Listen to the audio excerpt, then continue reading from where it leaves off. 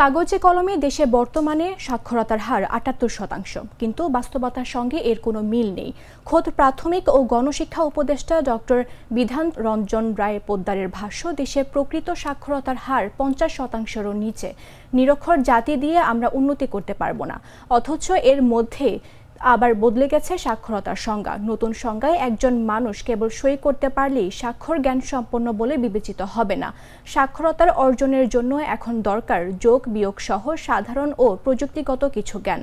বিজ্ঞান প্রযুক্তির উৎকর্ষতার যোগে সাক্ষরতার হার নিয়ে এমন দুরবস্থার মধ্যেই আজ সোমবার পালিত হচ্ছে আন্তর্জাতিক সাক্ষরতা দিবস। জাতিসংঘের শিক্ষা, বিজ্ঞান ও সংস্কৃতি বিষয়ক সংস্থা নির্ধারিত এবছর সাক্ষরতার দিবসের প্রতিপাদ্য প্রযুক্তির যুগে সাক্ষরতার প্রসার। গুড লাক পেনের সফট অয়েল বেসড ইঙ্ক দেয় নিখুঁত লেখার আত্মবিশ্বাস। Good luck pen, make your lakh.